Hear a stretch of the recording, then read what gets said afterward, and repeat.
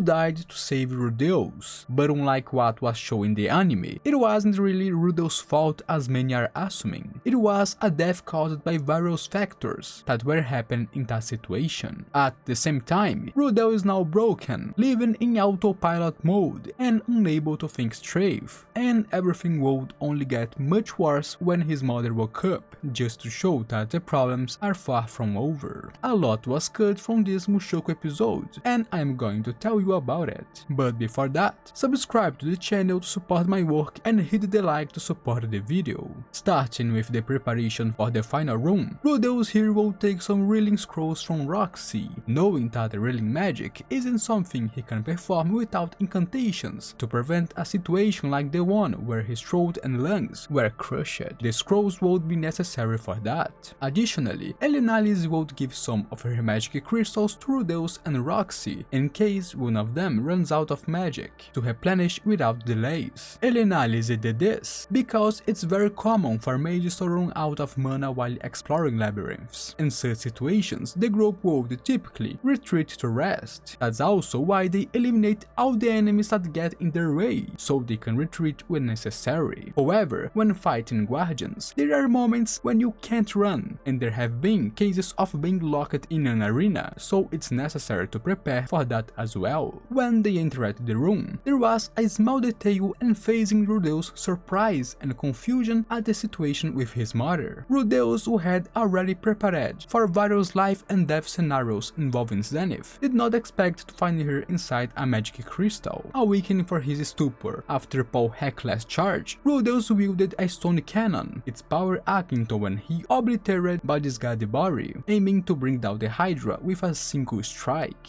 The anime adapted the fight itself quite well, focusing revealing on Paul, who moved so swiftly that even Rudeus' eye of premonition struggled to keep up. Paul was sharp and precise in each attack and evasion, moving only as necessary and with great rhythm. As for the group's escape after restraining Paul with force, Giz wasn't strong enough to hold Paul, and Elenalize struck him on the head with her shield, prompting him to awaken and retreat with the others. Regarding Elenalize, who was injured with a large portion of her shoulder torn away, she was slashed by Hydra's scale, its outer shell sharp as a razor. Paul, on the other hand, entirely focused on Zenith and emanating a powerful killing intent as he gazed at the red portal, seemed oblivious to Elenalize's injury. Of course, as a tank, it's natural for her to sustain injuries, but Paul's lack of care and coldness stood out in the situation. Now, moving on to the fight between Paul and Rudeus. Although Rudeus acknowledged that his comment about Zenith's life and death was something that shouldn't have been said,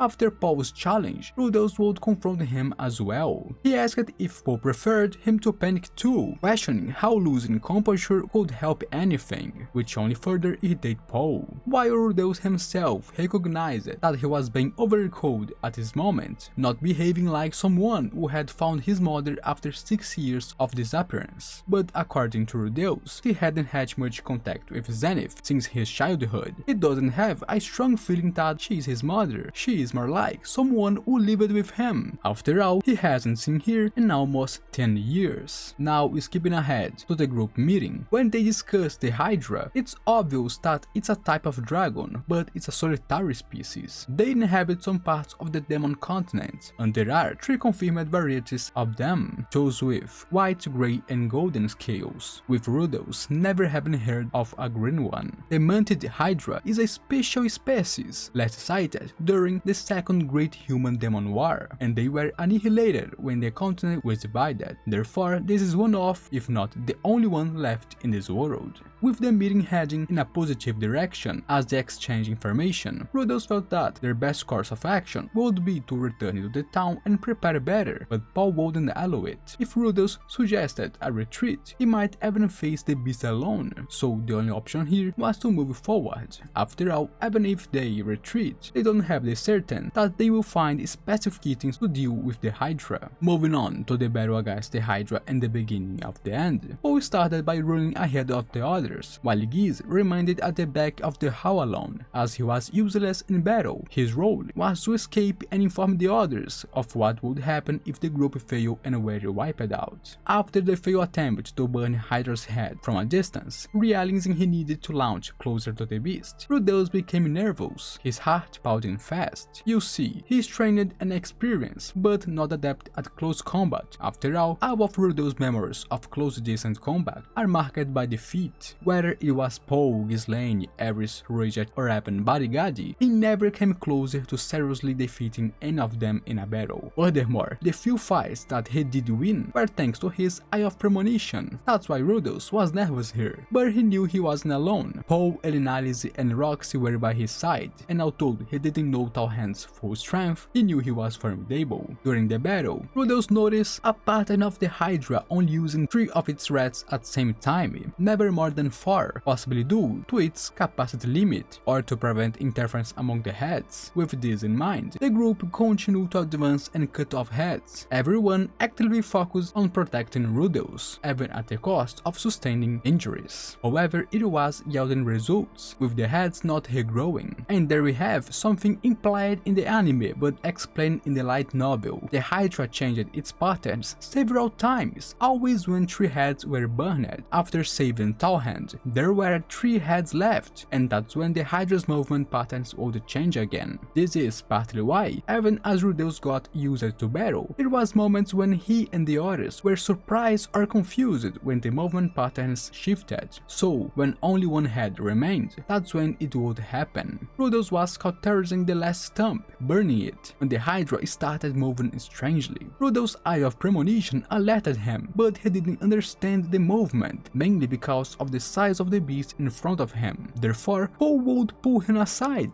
before Rudeus could understand what was happening. In this case, after cutting off the head, the Hydra used its neck to a surprise attack. So it's not that Rudeus slipped up or let his squad down, but the Hydra made a sudden and surprising move, something that even Rudeus couldn't comprehend what was happening. Indeed, it was Rudeus' moment of hesitation that led to Paul's death as we saw. However, it wasn't because Rudeus hesitated without reason, but rather to a swift and sudden movement of the Hydra. Moreover, it wasn't just 1 neck. The Hydra started swinging out its headless necks like whips, destroying everything in its paths. It was at this moment that Paul pushed Rudeus away from where a rush boulder was falling. Afterwards, similar to the anime, Rudeus thrust his hand in the Hydra's eye, losing it as he blew up his head for Roxy to burn, resulting in the monster defeat. Then we have the scene of Paul dying. Rudeus realized that when Paul kicked him out of harm's way, the kick was strong because he's an adult. Normally, such a kick would make someone recoil, but Paul, being a skilled swordsman who could use battle aura, wouldn't back down when kicking someone, and it was because he didn't retreat with his kick that he ended up crushed. Realizing this, Rudeus would ask his father why, and Paul just smiled at his son before having a sigh of relief and passing away. With the end of the battle, Zenith was freed, and dozens of scales and magic crystals were scattered on the ground, treasures that would fetch incredible sums for the group, but no one felt like collecting them now. Here, Rudeus felt light, unstable, as if he was dreaming, his mind completely empty, operating on full autopilot as he responded to orders and they cremated Paul.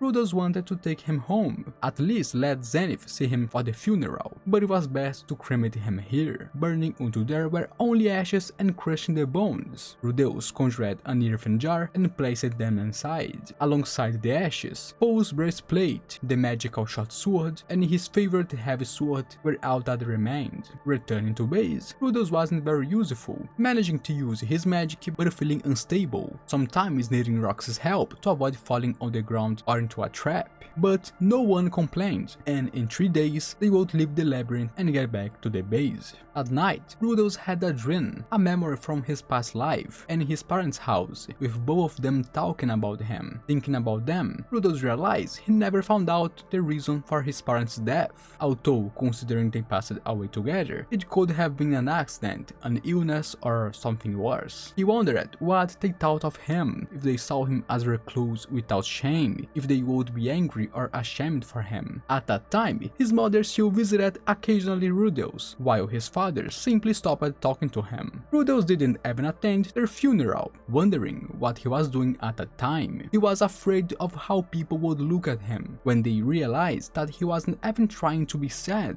how they would view that miserable recluse, his hostility, his disdain for him. Moreover, he wasn't sad at that time, he didn't love them enough to be mourned. He cared more about his future than them. Thinking he should have gone to the funeral, seeing his parents one last time, Rudeus remembers Paul, his relived smile, imagining what expression his parents had in his past life. From that dream, Rudeus woke up feeling awful, with a strong desire to do nothing. To escape this feeling, he forced himself to go see Lilia and Zenith. He wanted to go back to bed, but he had a need to move now. He needed it. Together, they silently cared until Zenith woke up, where upon seeing this, relief washed over Rudeus. Paul had died, but the person he wanted to save so badly was there, alive and safe. When she didn't recognize Rudeus, at first he thought it was because of his change just like Roxy, but that changed when she continued to not answer, when her eyes seemed like mirrors, empty, and then Rudeus realized something was wrong with his mother. Now I won't say any more about the subject, as the next episode will definitely go into more depth about the current state of Zenith. And that is for now. If you like it, subscribe to the channel to support my work, give me a like too for help the video and the content, comment below your thoughts about everything too, and let's discuss. Now, bye bye.